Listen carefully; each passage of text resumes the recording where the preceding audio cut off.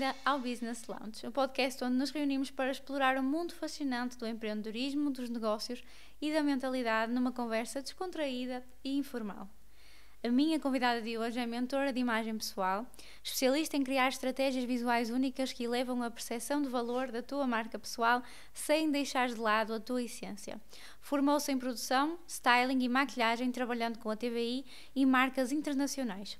Mais tarde, tornou-se formadora profissional e consultora de imagem, unindo todo o seu conhecimento para impactar ainda mais girl bosses pelo mundo fora.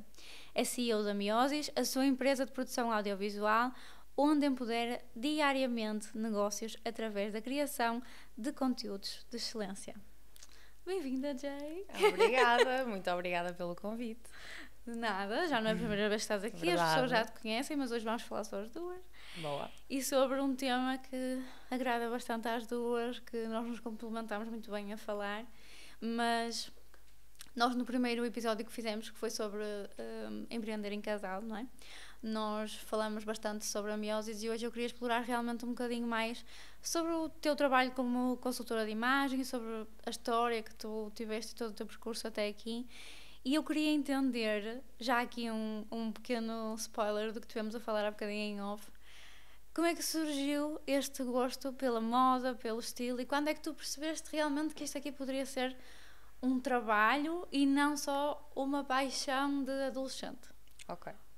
Então, o gosto pela moda, e começando um bocadinho por essa parte inicial, surgiu desde muito cedo e veio aqui muito a par da maquilhagem. Então era muito a moda e a maquilhagem. Para mim era assim um mundo de glamour, que eu amo, como tu sabes, e sempre fez muito sentido para mim aquele empoderamento, o facto da mulher poder ser várias pessoas, várias personagens e poder vestir-se de várias formas diferentes e até encarar uma versão diferente dela mesma através de roupa e de maquilhagem, e acabava por ser uma coisa que não é definitiva. Então nós tanto podemos estar assim de uma forma hoje, mas amanhã queremos outra. Isso fascinava-me, essa versatilidade, essa liberdade da expressão e de seres quem és.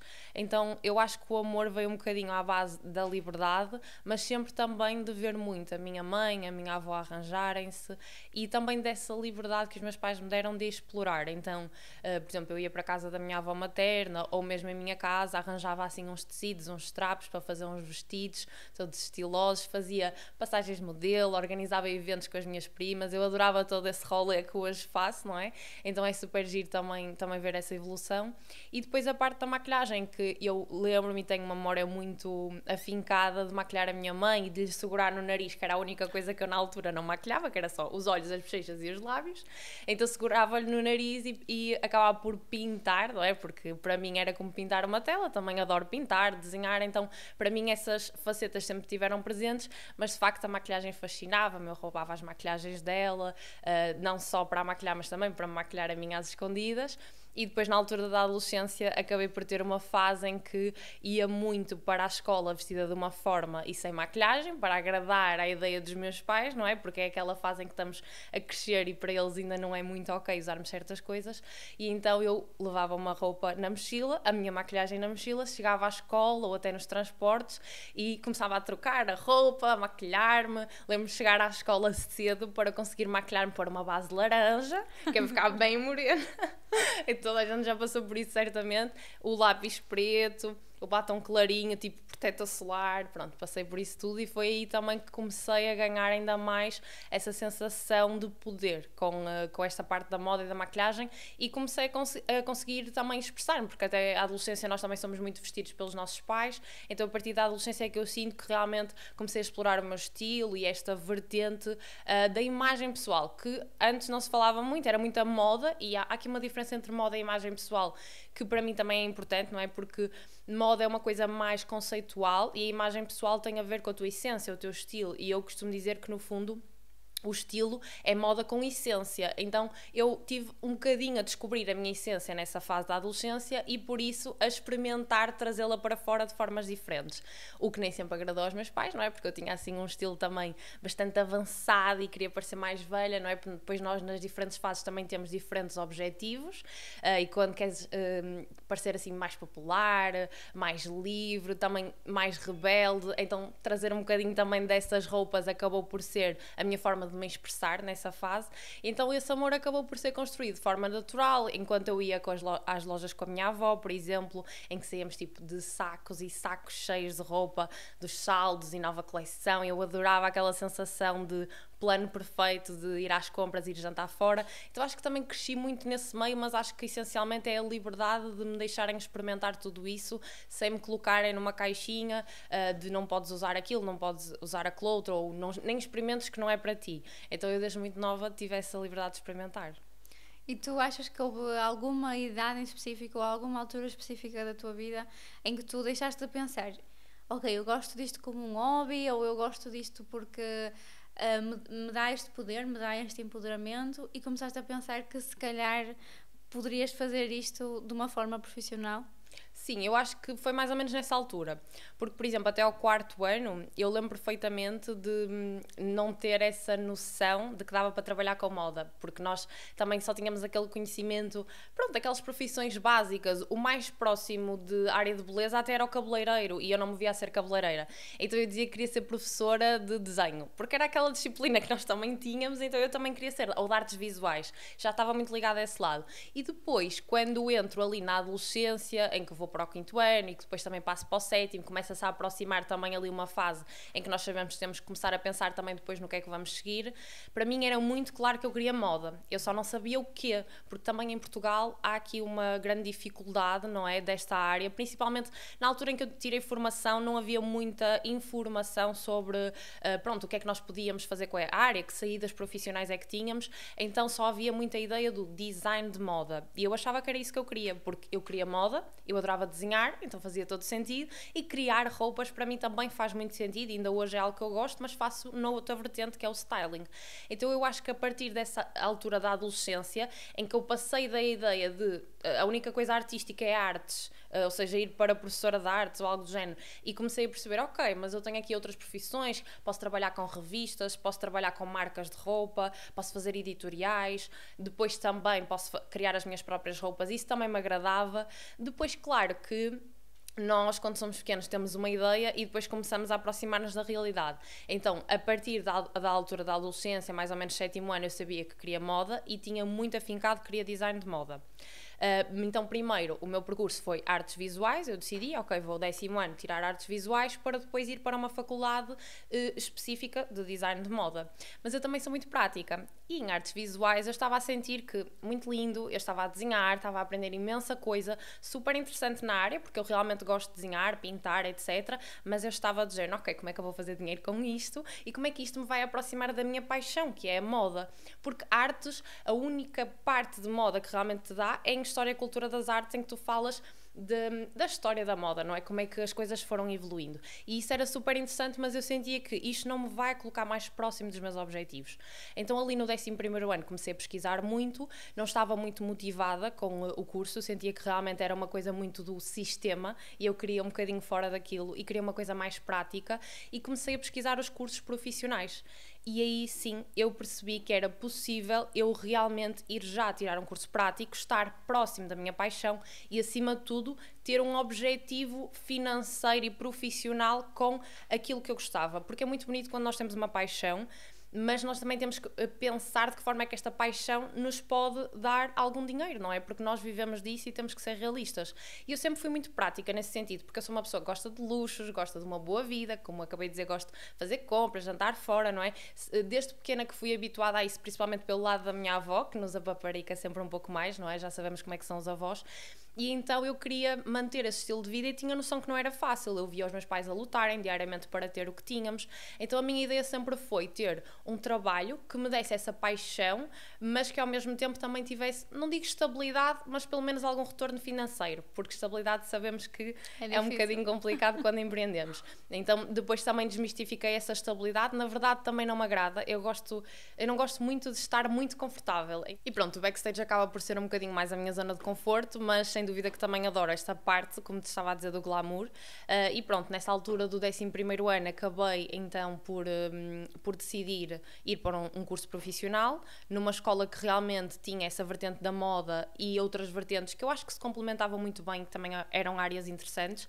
Então optei um bocadinho por aí e no início ia com a ideia de design de moda, porque era a ideia que eu também tinha da faculdade, e este pensamento do curso profissional também foi um bocadinho à base de os meus pais não iam propriamente ter dinheiro ou facilidade de pagar uma faculdade que era semi-privada, porque aqui em Portugal, a nível da área de moda, não temos muitas opções.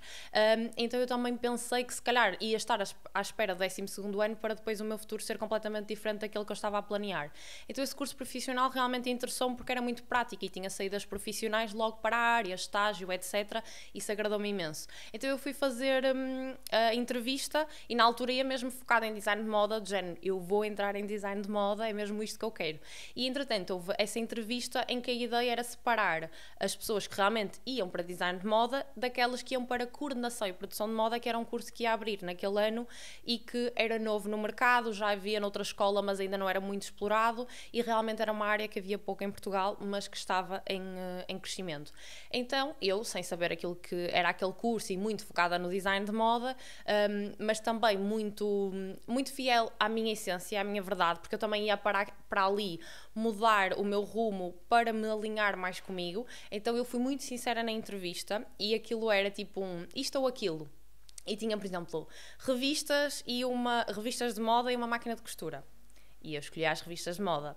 Depois câmara fotográfica e uma agulha. E eu escolhia a câmara fotográfica e já estão a ver aqui o padrão, não é? Então no fundo acaba por ser nós irmos com uma ideia e depois afinal nós temos vocação para outra coisa que não sabíamos que existia, porque quando nós vivemos no nosso conhecimento é aquilo que tu sabes, é aquilo que tu vais ambicionar.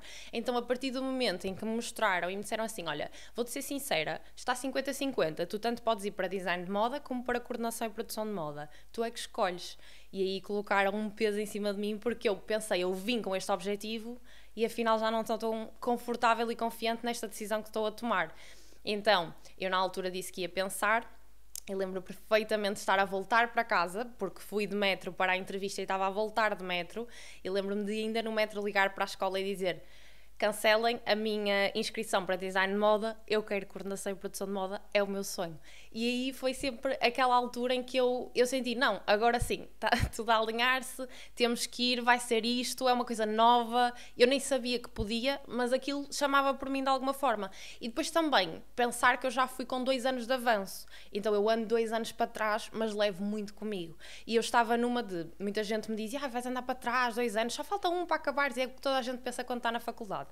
Eu estou neste curso, mas também só falta 1 ano para terminar, assim já fico com a licenciatura. Sim, mas esse 1 ano podem ser 3 incríveis, e foi isso que eu pensei. Não, eu vou andar 2 anos para trás e perder esse ano que me faltava para terminar o 12º, porque eu não vou ter outra oportunidade como esta, então eu vou já aproveitá-la. E foi o melhor que pude fazer, porque obviamente não só estou hoje aqui e transformei isto como profissão, mas na altura tive um sucesso enorme no meu curso, até cheguei a ganhar um prémio de mérito monetário e não só, também com um diploma dado pela Câmara do Porto por mérito no meu curso. Cheguei a fazer um evento para a Cristina Ferreira, cheguei a organizar imensa coisa, até extracurricular, cheguei a trabalhar, por exemplo, com o Portugal Fashion e com outros nomes conceituados da indústria, porque me propunha a fazer tudo o que era extra, tudo o que era fora da escola, todas as oportunidades que viam, todos os concursos, tudo aquilo que me propunham e que diziam, turma, há isto. Eu estava sempre pronta, porque acho que fui para aquela escola também a pensar, eu quero fazer disto vida, eu vou ter que ser a melhor, então se eu estou aqui eu vou aproveitar ao máximo enquanto estou aqui, porque quando eu sair eu quero dar esta minha vertente ao mundo e fazer disto profissão.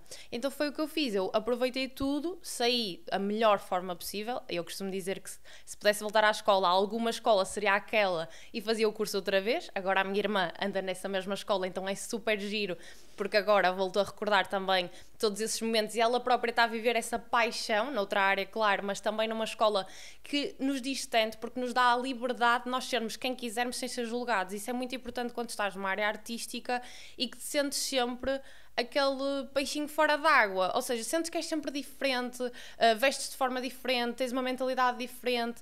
e de repente vais para uma escola em que todos são diferentes, então tu és igual a toda a gente, e aí é importante que tu te destaques pelas tuas capacidades e não só porque te vestes diferente ou só porque pensas diferente. Isso também é muito bom para tu tipo, pôres os pés no chão e não achares que és tipo a última bolacha do pacote e perceberes, não, tu não és melhor que ninguém a não ser que faças por isso. E obviamente fiz por isso porque já sabes que para mim não dá para fazer por menos. E é a tua paixão e dá para perceber que tu foste exatamente para esse curso com objetivos, também já com outra maturidade, não é? Exatamente.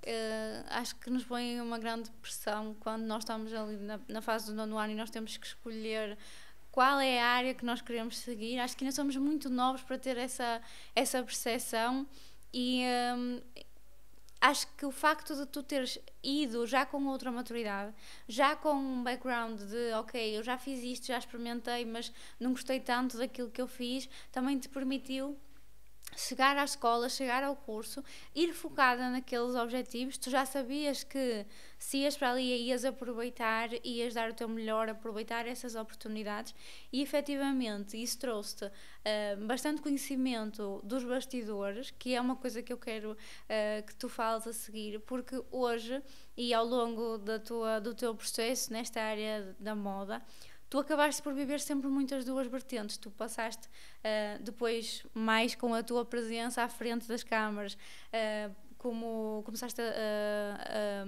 a ter uma presença no digital como criadora de conteúdo. Sim. Hoje como mentora, como consultora de imagem, mas enquanto estavas na escola e durante o curso e ali logo após, tu acabaste por ter um papel muito importante nos bastidores, a trabalhar com a TVI, com grandes nomes portugueses, não é? Figuras públicas, etc.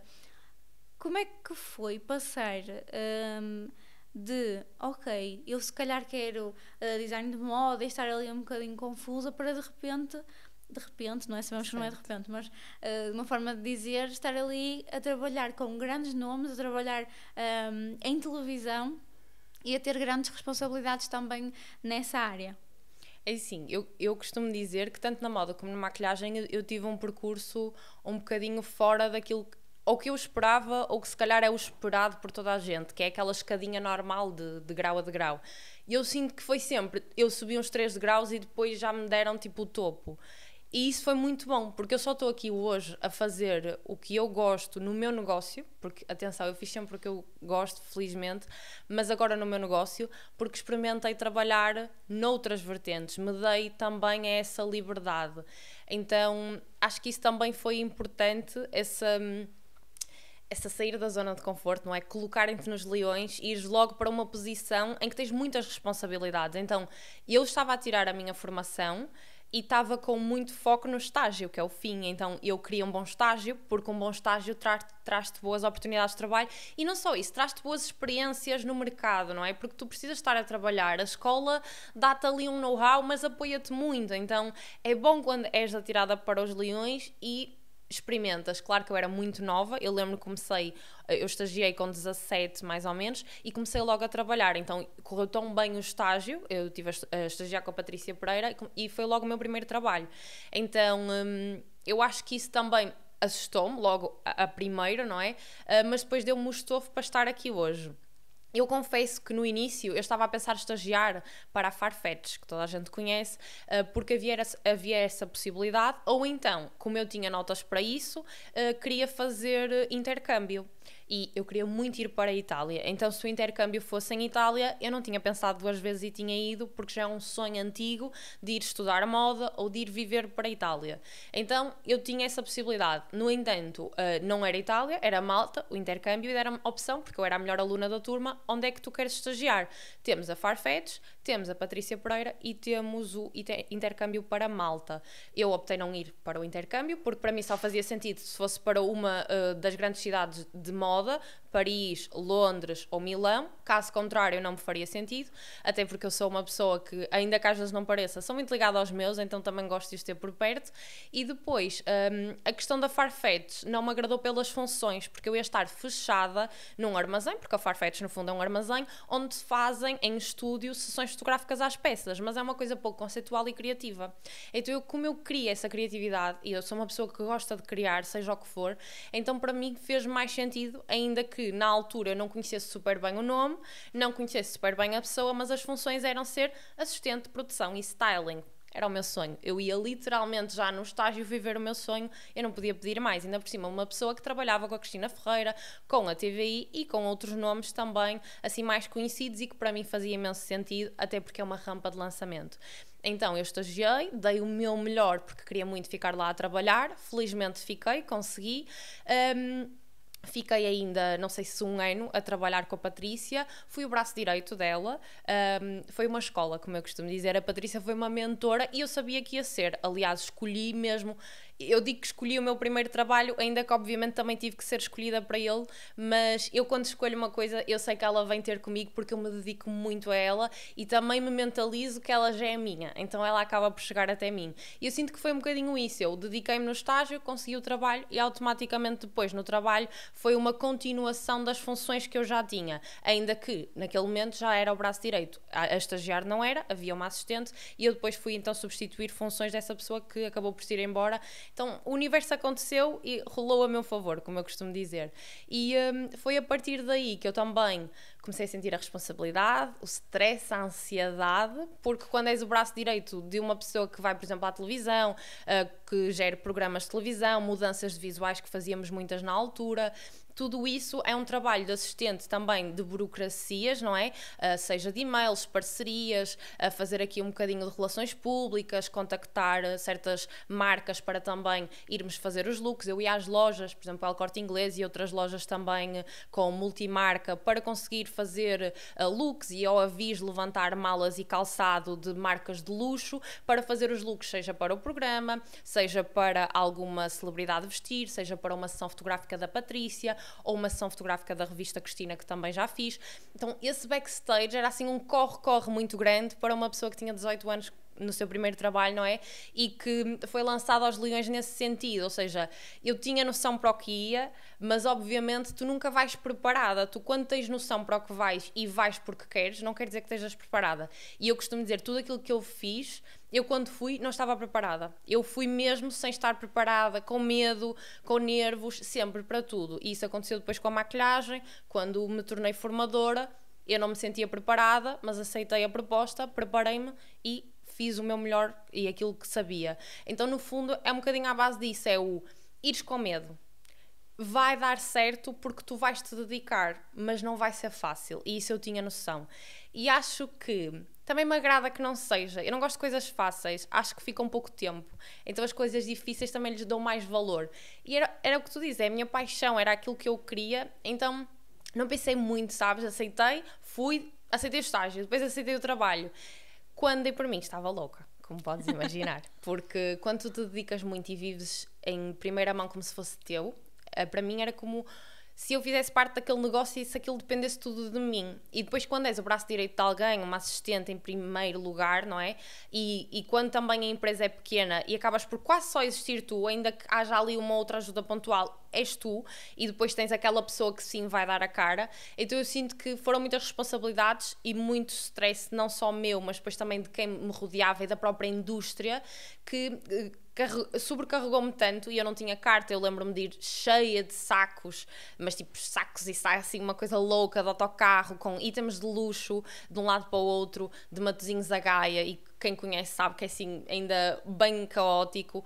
Então eu lembro de ser muito nova e muito desenrascada. Eu sempre fui muito desenrascada porque tive uma irmã mais nova quando eu tinha 11 anos. Então foi numa fase em que a minha irmã nasceu, eu tinha 11 anos, eu tinha que me desenrascar. Então eu sempre fui muito desenrascada a partir daí. Até aí era filha única, menina mimada, não fazia quase nada, estava ali sempre paparicada. A partir do momento em que a minha irmã nasceu, como fui muito desenrascada, para mim já era um hábito ir sozinha para o trabalho, voltar, não depender de ninguém, nem dos meus pais. Mas depois houve uma altura que eu comecei a precisar de ajuda, porque o problema de tentares fazer tudo sozinho é que chegas a um ponto e rebentas. Então eu estava a tentar fazer tudo sozinha a partir do momento em que precisei da ajuda do Nelson para me ajudar a carregar as coisas, para andar de um lado para o outro, precisei da ajuda da minha mãe para me dar a boleia, porque eu já não aguentava andar à chuva de um lado para o outro, ir ao Avis, que é no Porto, depois ir a Gaia ou ao Corte Inglês e andar ali de um lado para o outro. Então acabei por também, pronto, relativizar um bocadinho aquilo e pensar, tu já fizeste o que tinhas a fazer, Já não estás a aprender nada de novo. Agora já só está a trazer coisas más. Stress, ansiedade, choro todos os dias antes de ir trabalhar. Aquele burnout mesmo de eu já não estou a conseguir crescer. Esta pessoa também já não me está a deixar crescer porque também não tem muito por onde o fazer, porque a empresa também acabou por ter menos trabalho numa certa fase e eu sentia que também estava a perder as vertentes criativas e de styling e estava a fazer só muito de assistente pessoal e sinto isto muito em certas fases da minha vida. Eu já aprendi tudo e já tive a experiência que eu queria, eu cumpri o meu objetivo. Aquilo que eu poderia reter daqui, de conhecimento, de experiência, de oportunidades, está feito. Agora, o meu importante é sair a bem com a pessoa, que é o que eu sempre faço, porque eu também sempre dou a entender às pessoas com quem trabalho que o meu negócio é o meu foco e isso sempre teve bastante presente em mim. Então, sempre que eu saio de um sítio, eu agradeço o tempo e digo, agora vou-me focar no meu negócio. E foi o que eu fiz.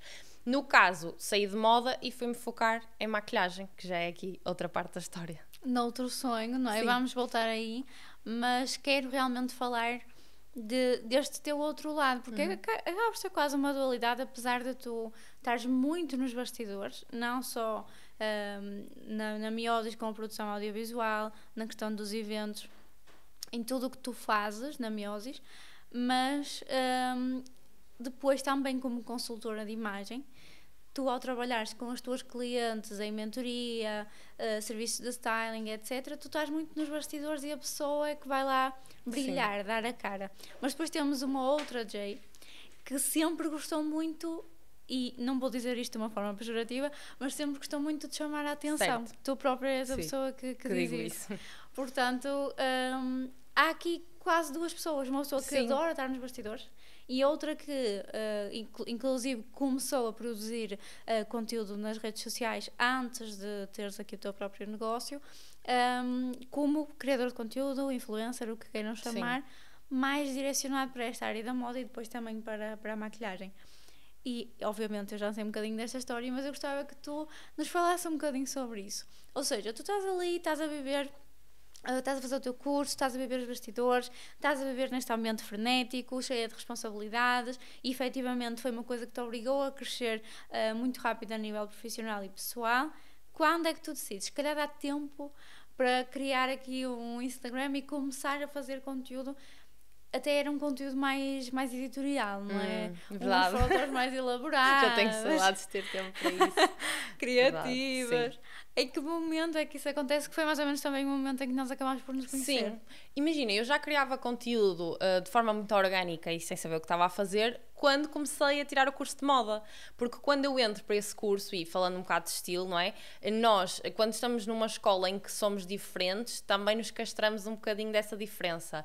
Quando estamos numa escola em que toda a gente é único, aí o meu lado de moda criativo, conceitual, editorial veio todo ao de cima. Então eu comecei a vestir-me com as minhas roupas loucas e os meus estilos, a minha mistura, aquilo que eu gosto, não se calhar aquilo que eu visto hoje, mas aquilo que eu gostava na altura. E foi um bocadinho aí que eu comecei a partilhar as minhas fotos. Porquê? Porque o Nelson estava a tirar um curso de fotografia, multimédia, no caso, fotografia e vídeo, e eu estava a tirar um curso de moda, então fazia imenso sentido. E depois também começou a aparecer, no fundo, ali as criadoras de conteúdo, as influencers, então eu também comecei a achar interessante e via, seja no estrangeiro, seja em Portugal, pessoas a partilhar os seus looks, e eu, porque não? Mas eu também tenho looks incríveis, tenho que partilhar. Então partilhava isso, partilhava também, lembro-me no estágio, também partilhava muito o meu lado do estágio e no trabalho depois, porque eu pensava... Este mundo glamouroso toda a gente adora ver o backstage e eu estou a viver o meu sonho e acredito que muita gente também tem esta vertente, depois também tinha muita gente da área, da escola, da minha turma, da áreas de moda, então eu pensei, ok, bora partilhar nos stories, mas uma coisa muito orgânica. No início lembro que nem havia stories e depois começou a haver, então... Isso começou de forma orgânica a partilhar aquilo que eu fazia porque eu achava que era tão giro e que eu própria gostava de ver nos outros, não é? Então achava, ok, não é só a parte bonita, o backstage da roupa, escolher os looks, ir ao Corte Inglês, eu comecei a partilhar isso, ainda que QB controlado, porque obviamente há coisas que não podemos partilhar. E eu sempre gostei de chamar a atenção, como tu disseste, desde pequenina fazia eventos e punha toda a gente sentada a olhar para mim, a fazer todo um teatro ou um desfile ou o que fosse. Então eu gosto de chamar a atenção, não tenho problemas em dizer isso, mas num bom sentido, não é? Ou seja, criar impacto. Eu gosto de entrar numa sala e as pessoas pararem para olhar para mim. Eu tenho a sensação que o meu objetivo está cumprido. Eu criei impacto e fiquei na cabeça das pessoas. A tal primeira impressão que conta, eu tento sempre que seja uma primeira impressão de impacto. Seja positiva ou não, porque há pessoas que não gostam desse impacto e dessa presença mais poderosa, mas a mim nunca foi algo que me importasse. Eu sempre fui assim, claro que às vezes mais controlada, mas isso é a tal adequação que falávamos em off, que também é importante. Mas no fundo, acabei aqui por começar a criar conteúdo de forma orgânica e quando também saio um bocadinho deste trabalho de moda, de backstage, de styling e decido ir tirar a minha formação de maquilhagem. Obviamente nós depois também temos muito aquele lado de maquilhar para fotografar, porque caso contrário, se tu não saíres, ninguém vai ver a tua maquilhagem e eu tinha que treinar. Então também partilhei muito, obviamente, o meu percurso, de ir às aulas e fazer aquele conteúdo normal, orgânico, como estávamos a falar, e depois também tínhamos aqueles trabalhos de casa, de fazer as fotografias, de testar, treinar. Então nós tínhamos mesmo que fazer maquilhagens e tirar fotos. Isso já começou a ser natural para mim. Mas foi na altura da pandemia, em que eu já tinha terminado o meu curso de maquilhagem, ou seja, já tinha começado um bocadinho a publicar esse conteúdo mais editorial, de maquilhagem, etc. E se calhar não tanto de moda, porque lá está, eu acho que depois o nosso conteúdo acompanha muito a nossa vida. Quando eu estava a trabalhar em moda, o meu conteúdo era mais voltado para moda. Quando eu comecei a trabalhar mais com maquilhagem, porque eu própria eu decidi, já tinha explorado moda, queria explorar esse lado, fui tirar o curso, fui trabalhar para a Kiko, uma loja de maquilhagem conhecida, para o shopping, porque pensei, ok, estou a tirar a formação, eu preciso começar a trabalhar neste meio, a conhecer os produtos, a experimentar, a estar mais por dentro. E preciso de atendimento ao público, eu preciso de ver mais caras, experimentarem mais pessoas diferentes. Então o meu pensamento foi, vou trabalhar para uma loja de maquilhagem, entreguei o currículo em várias, aqui que chamou-me, e fiquei lá ainda a trabalhar bastante tempo. E foi nessa altura que realmente também comecei a explorar esse conteúdo de maquilhagem. Então fazia muitas maquilhagens artísticas e giras e apelativas, também para ir trabalhar, porque também experimentava muitos produtos da Kiko. E depois também comecei a fazer esse conteúdo de experimentar produtos e comprar e mostrar o que comprei, não é? Aqueles unboxings e coisas assim, porque depois também tinha desconto de trabalhadora e construí o meu kit de maquilhagem e partilhava também isso. E depois, a partir do momento em que entra a pandemia, um bocadinho antes eu saí da Kiko, por escolha própria, porque não me fazia sentido dedicar mais tempo àquele negócio que não era meu e eu queria dedicar ao meu, então fiz o meu percurso na Kiko, aprendi a maquilhagem, cumpri o meu objetivo como na parte da moda, não tinha mais nada a aprender ali, queria ganhar asas e voar e foi o que eu fiz. E aí sim, a partir da pandemia, eu disse, não, eu vou criar muito conteúdo, eu vou ser vista, eu vou chamar a atenção das pessoas certas e vou trabalhar no mundo da maquilhagem ainda mais. Eu não te vou dizer que era um objetivo ser formadora de maquilhagem, ele era, mas se calhar não tão cedo, não estava à espera que fosse tão cedo. Então no início eu queria fazer maquilhagens, mas depois com a pandemia uma pessoa não podia maquilhar ninguém, então essa minha carreira de maquilhagem também começou numa altura em que depois, quando veio a pandemia, eu tive que pensar bem como é que ia fazer isto.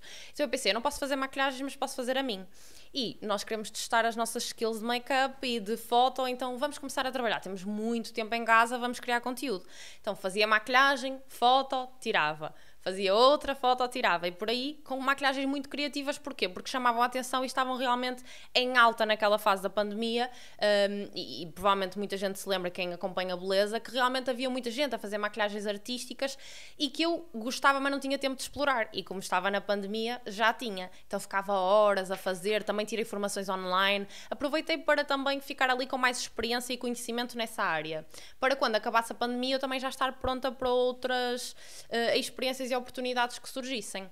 No entanto, ainda em pandemia, surgiu-me o convite, ou a proposta, no caso, de ser formadora na maior escola de maquilhagem do país, no estúdio de maquilhagem, que também foi outra escola, e por isso foi a escola onde eu tirei formação e foi uma escola depois, mais tarde, quando eu fui formadora. Isto passou-se um ano, desde eu terminar a minha formação até eu ser formadora. Eu trabalhei ali na Kiko no meio, parei, veio a pandemia e pouco depois eles chamaram porque precisavam de alguém e eu cumpria aquilo que era pretendido.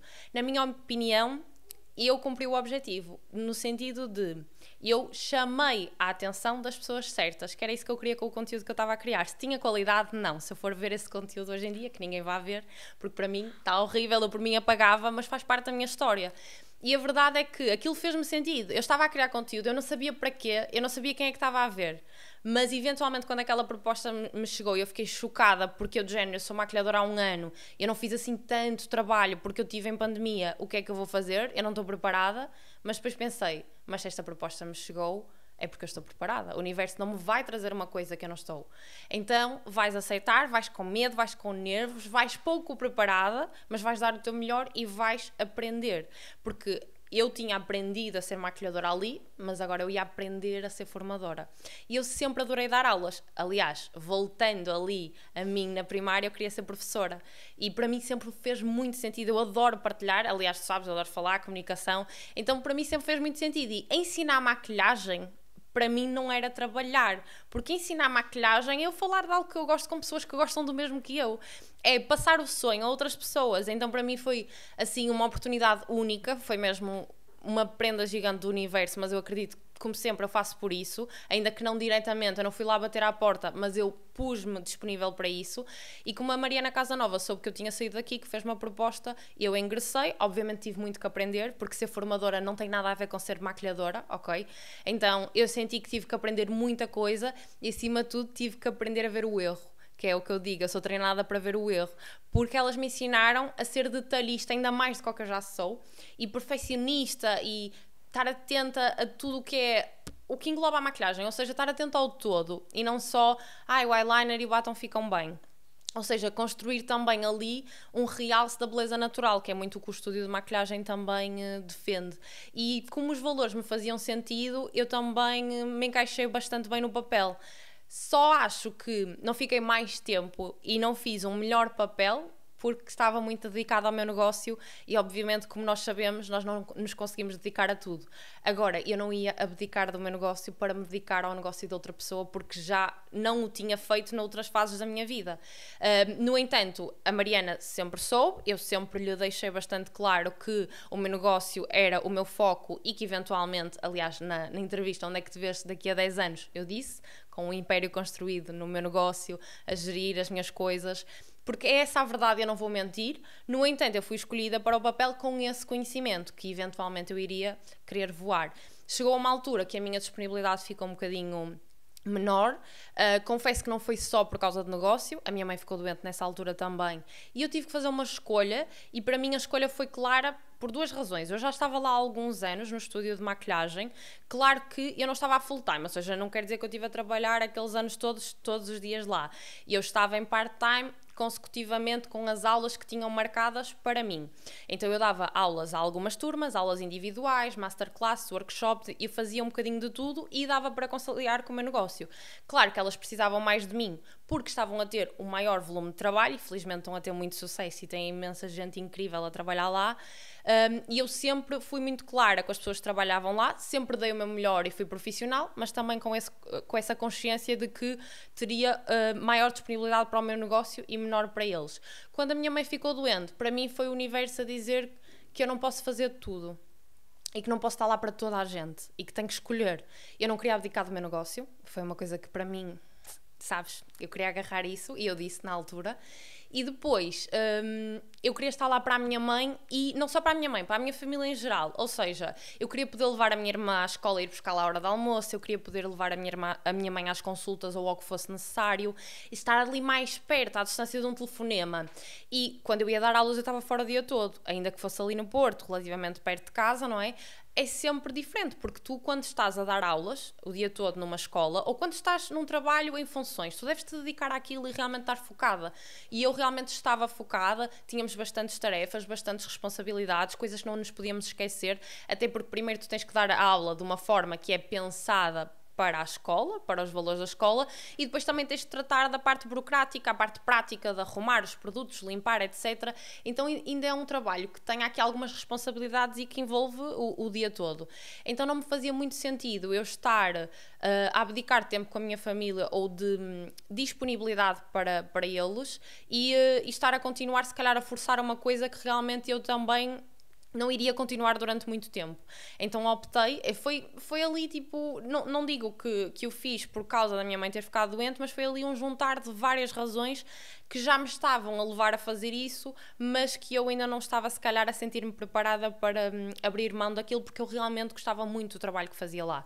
E foi o que disse à Mariana, aliás, estou sempre disponível caso eles precisem de mim, mas de facto eu tive que abrir mão de alguma coisa e foi deles. Eles próprios também sentiram que eu não estava com tanta disponibilidade, então foi um 50-50 e aí foi a partir desse momento que eu me dediquei só e apenas ao meu negócio.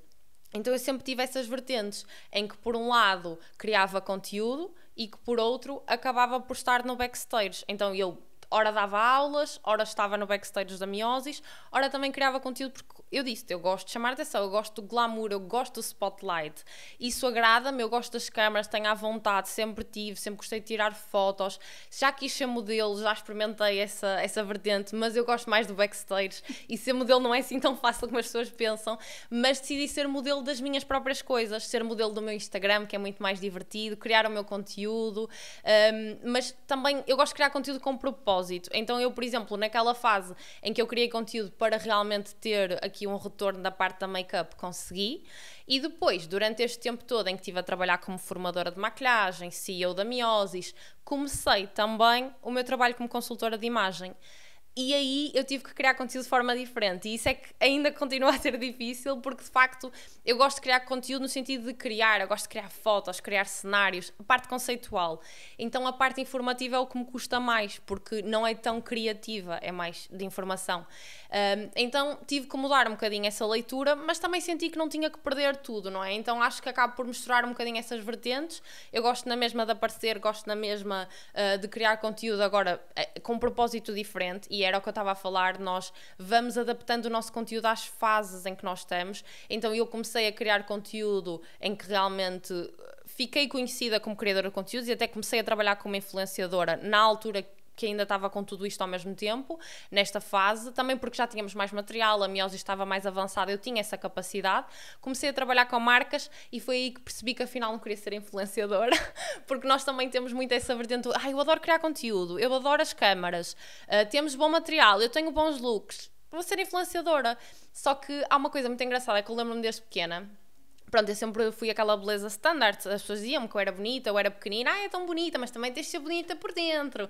E sabes, aquelas típicas coisas que as pessoas te vão dizendo. Depois tens olhos verdes e as pessoas, que olhos tão bonitos, eu sempre ouvi que eu era muito bonita. Eu sabia que a imagem me ia levar a algum lado, porque era impossível eu ter nascido assim, com uma beleza standard e não usufruir disso. Só que também sentia que eu não queria ser só uma cara bonita, sabes? Ou uma pessoa que se veste bem, ou que partilha fotos giras, nada contra. Mas eu gosto de substância, eu gosto de conceito, sabes? Eu gosto de um porquê. E acho que aquilo não me estava a dar porquê. Estava muito tipo, que giro, olhem isto, comprem isto porque faz bem. Estava muito feito, muito fake, muito boneco. E eu estava a sentir que estava a perder a minha essência, a fazer algo que eu gostava, mas a embelezá-lo demasiado e deixou-me fazer sentido. Então, sim, eu cheguei a ser criadora de conteúdos, a trabalhar como influenciadora, mas a partir do momento em que comecei a ter que vender coisas que não eram minhas e comecei a perceber que estava a dar dinheiro a outros e podia estar a fazer exatamente isso para mim, com coisas minhas, isso começou-me a deixar de fazer sentido, principalmente por causa dessa parte fake do... As pessoas dizem-te como é que deves apresentar o produto, como é que deves falar, o que é que deves dizer, o que é que deves vestir. Então, como depois... E eu conheço a indústria, não é? Então, eu já devia estar preparada para isso, mas tu achas que consegues dar a volta, no fundo perdes-te. Então, eu acho que no caminho perdi-me e de repente senti... E tu sabes, porque foi quando eu te conheci, eu estava a criar imenso conteúdo, eu estava a perder imenso tempo nisso, não é? Porque vamos ser sinceros, perde-se imenso tempo a criar conteúdo. E quando eu dou por mim, eu não estou a ter retorno nenhum financeiro. Eu estou a gastar todo o meu tempo a fazer uma coisa que não me está a levar a lado nenhum. E isso foi complicado, porque enquanto por um lado, quando criei conteúdo de maquilhagem, eu vi o retorno, não é? Porque eu tive uma oportunidade, ao mesmo tempo ali estava a criar imenso conteúdo extraordinário para ninguém ver. Porque as pessoas certas não estavam a ver, eu não estava a chegar onde eu queria, estava a vender para outros ganharem, então estava tudo errado. E foi aí que também, falei contigo, não é? Equilibraste aqui também as minhas ideias, porque lá está, nós temos a ideia que trabalhar com o digital é ser influenciadora e também não há grandes outras opções, ou pelo menos naquela altura era essa a ideia, e depois eu percebi que eu podia ser empreendedora no digital e que afinal o digital podia alavancar o meu negócio e que não era só a criação de conteúdo e roupas bonitas e looks bonitos que me iam levar a que alguém me visse e me chamasse para alguma coisa. Então eu percebi que o conteúdo pode ser, lá está, intencional na mesma, mas para aquilo que eu quero vender, seja a Miosis, seja o meu trabalho como consultora.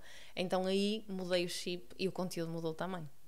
Faz todo o sentido, tudo o que disseste, e disseste uma coisa que eu acabei por me identificar muito, porque tu, quando estás a perseguir o teu sonho e chegas ao ponto em que marcas-te contacto, e tu pensas, ok, é isto, eu estou a alcançar o meu objetivo, estou a conseguir trabalhar como influenciadora, e depois percebes que afinal não é aquilo, porque tu tens uma série de regras para cumprir e a tua criatividade fica abafada, não é?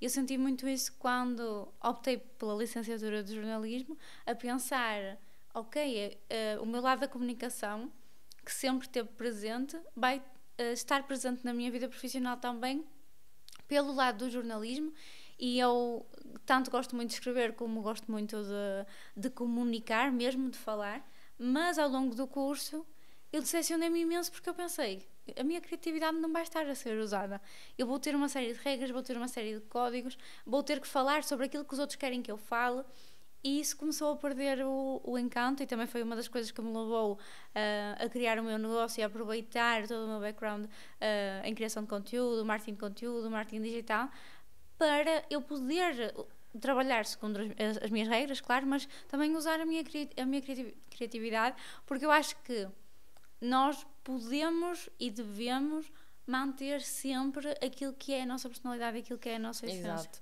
E depois lá está, tu até estás a fazer uma coisa que gostas, mas depois ias estar a fazer por obrigação, por trabalho. E eu às vezes vejo pessoas que têm paixões, e isso é mesmo importante nós às vezes pensarmos, que é, tu tens uma paixão, mas tu vês-te a fazer isso por obrigação, porque quando passa a trabalho, tu tens mesmo de fazer por obrigação, porque às vezes não te vai apetecer. Por exemplo, é muito engraçado, eu gosto de usar este exemplo, o Nelson está ali no backstage e ele gosta muito de tocar guitarra. E houve uma fase na vida dele que ou seguia música para tocar guitarra profissionalmente, ou seguia multimédia para ser fotógrafo e videógrafo profissional. E a pergunta é sempre, tu vês-te a fazer isso para a tua vida, a seres pago por isso e a fazeres por obrigação? E a guitarra para ele é um hobby, é uma forma de expressão, de lazer, de descontração, e se calhar fazer isso por obrigação ia fazer com que ele deixasse de gostar daquilo. E foi como aconteceu, eu deixei de gostar de criar conteúdo ao ponto de me dar ansiedade, ao ponto de dar discussão entre nós porque eu queria de uma forma e que não estava a sair e depois o tempo não ajudava e não sei o quê, em que tudo era ansiedade, porque eu queria entregar uma coisa e de repente aquilo já era uma obrigação, porque eu tinha de fazer naquele dia. Ai, mas neste dia não me estou a sentir bem, ou o dia não está a correr bem, ou eu não estou com cabeça, mas eu tenho que estar a fazer porque eu tenho que publicar aquela foto aquele dia e tenho que entregar aquela marca. E eu até nem tinha assim tantas marcas a trabalhar comigo e já estava a sentir essa pressão de publicar, e publicar todos os dias, e publicar aquela hora, e agora tenho que fazer aquela foto com aquele look. Ai, mas agora não tenho aquela peça, agora vou ter que ir a correr comprar. Essa pressão fez com que eu passasse de adorar criar conteúdo para odiar completamente, e hoje em dia crio para muita gente e para mim ainda é difícil. Acho que tu sentes esse trauma ainda. Exatamente, mas eu digo isso é verdade, porque eu fiquei tanto com aquela sensação de que é uma obrigação e tenho que o fazer e que chatice, que de repente o conteúdo que eu gosto de criar é o orgânico, é os stories, e eu ponho muitos stories. Sim, muito e adoro fazer aqueles storytellings e as narrativas, porque me dá o clique e me puxa. Agora, se me disseres amanhã tens que te sentar aqui e escrever um post ou criar um conteúdo, já me dá ansiedade. Mas eu não sei, não estou a pensar, não sei o que é que quero, percebes? Então é aquele gatilho de tu gostas de fazer uma coisa, mas de repente obrigam-te durante várias vezes e tu deixas de gostar de fazer. Então se calhar não é uma coisa para fazer profissionalmente. E hoje em dia crio conteúdo, mas não depende dele. E acho que isso é era o meu objetivo sem eu saber que era, porque eu adorava criar conteúdo, mas estava sempre ali muito dependente do que é que ele me ia trazer. Hoje em dia, eu felizmente, e também graças a muitas oportunidades, e a ti, ao Sérgio e a tudo isto também, eu consigo vender sem estar presente no digital todos os dias. Eu consigo vender sem ter de criar conteúdo obrigatoriamente. Já sei que se criar vendo mais. Já sei que quando não crio estou a perder dinheiro. Mas ao menos não sinto que tenho de o fazer para viver. E isso estava-me realmente a incomodar. Eu acho que temos que respeitar muito os timings da nossa vida e tu sabes que eu bato sempre muito nesta tecla, não é? E não há outra forma de dizer. Acho que tu tens muita consciência de que tanto tu individualmente como a Miosis têm muito por onde crescer. Eu gostava muito que vocês fossem mais vistos, mas realmente neste momento tu não estás a depender de aparecer para conseguir chegar às pessoas e isso é ótimo. E falando aqui, também para terminarmos um bocadinho mais sobre a questão da tua mentalidade, a forma como tu chegaste a este ponto de ter o teu negócio, de trabalhar com empreendedoras de vários nichos, trabalhar tanto com a parte audiovisual como com o estilo, a moda, o teu trabalho como consultora de imagem. Eu acho que se há coisa que nós podemos levar deste podcast, e assim como eu falo muito disto em relação ao posicionamento, é que a nossa intencionalidade faz com que nós consigamos alcançar os nossos maiores objetivos. Exatamente. Tu puseste intencionalidade em tudo aquilo que tu fizeste. E ponho sempre. Exatamente. É o porquê que eu te disse. Não me faz sentido se não for assim. Só fazer por fazer. Exato. E acho que esse é o problema de muita gente. E acho que eu faço isso inconscientemente, mas depois percebi que realmente é o que me leva a ser diferente. É o fazer sempre com um porquê por trás, porque ainda que as pessoas muitas vezes dizem, deixa lá, ninguém vai ver. Deixa lá, também ninguém quer saber, ninguém se vai perguntar, toda a gente vai pensar. Porque as pessoas já estão mais à frente. Nós não estamos a lidar com o digital no início, nós já temos que fazer mais. E fazer isso nas decisões de vida, como tu disseste, essa intencionalidade, porque já me disseram várias vezes, e por acaso nesta última semana que passou, disseram-me 3 pessoas diferentes. Tu estás a viver uma vida de sonho, ou a tua vida de sonho, dependendo depois da perspectiva da pessoa, porque às vezes aqui é a minha vida de sonho, pode não ser a da outra pessoa. Assim. E às vezes nós não paramos para pensar nisso. Eu estava a falar com o Nelson no outro dia que também é bom parar para pensar onde é que eu estou e de onde é que eu vim, o meu pensamento na altura, o que é que eu queria, o que é que eu fui querendo, a intencionalidade que eu pus em todas as minhas etapas, em todas as minhas decisões, ainda que tomar decisões para mim é sempre complicado, porque eu penso sempre no outro lado, na decisão que ficou, na outra opção que não escolheste, e eu sou muito ponderada e muito calculista nesse sentido e perfeccionista, então gosto sempre de tomar a decisão certa, mas tu não sabes qual é. E essa intencionalidade dá-me uma paz de saber, não, esta é a certa porque eu sinto que é, porque dentro de mim há algo que me diz que realmente eu estou a seguir a minha paixão ou estou a ir de acordo com o meu objetivo. Então eu sempre que aceito uma proposta, seja de parceria, seja de um novo projeto, seja de um trabalho, o que for, eu penso sempre assim, isto vai-me levar mais próximo dos meus objetivos, isto vai-me trazer algum tipo de oportunidade ou experiência, porque às vezes não é oportunidade, é experiência. Se sim, vamos. Se não, se me coloca mais ao lado daquilo que eu quero, se me faz andar para trás, então não é para mim. E é essa vida de sonho que eu estou a viver agora, eu sinto que é porque a fui construindo com intencionalidade e com a certeza daquilo que eu queria. Porque ainda que eu não tivesse certeza que eu queria ser stylist e que queria trabalhar como consultora de imagem ou que queria ser CEO da Miosis, eu sabia que queria ter um negócio próprio, eu sabia que queria construir um império milionário, porque caso contrário não ia sustentar a minha vida e sabia muito bem que eu, em cada decisão que eu tomasse, eu ia colocar a minha paixão e dedicação.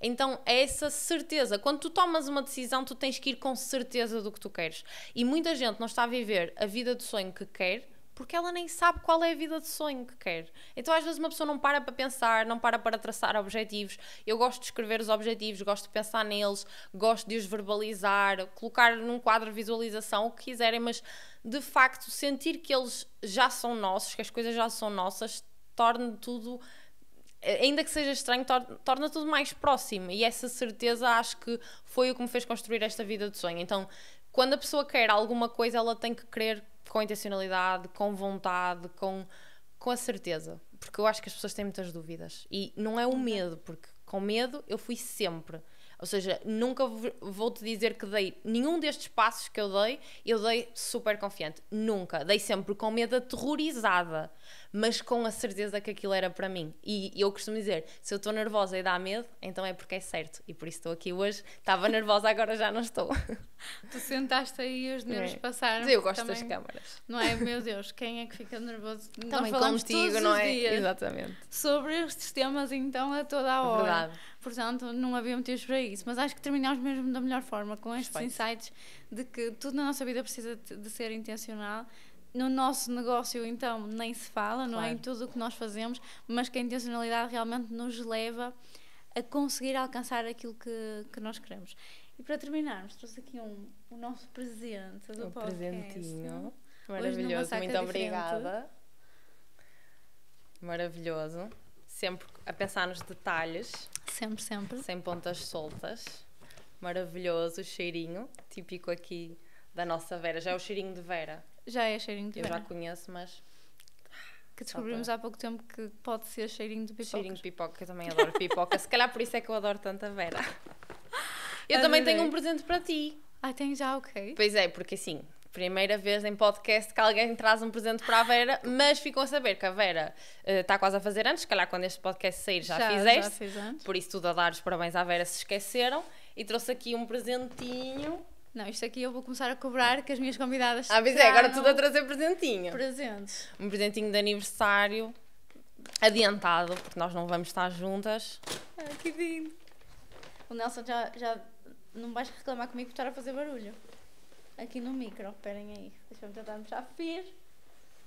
Adoro. A gente já sabe que eu adoro porque eu já tinha experimentado. Ei, por acaso não sei se ela tirou o preço. Ai, desculpa, Nelson. Olhem, maravilhoso. Vou mostrar para aquela câmara. Adoro, só podia dar coisas fashion. Não, claro. Isso aí, quem tem uma amiga como consultora de imagem e maquilhadora, está sempre bem vestida, bem maquilhada. Ao menos isto aqui é maravilhoso. Maravilhosa. Adorei, babe. Adorei, obrigada. Nelson. Muito obrigada. Valeu a pena a saca esquisita no carro.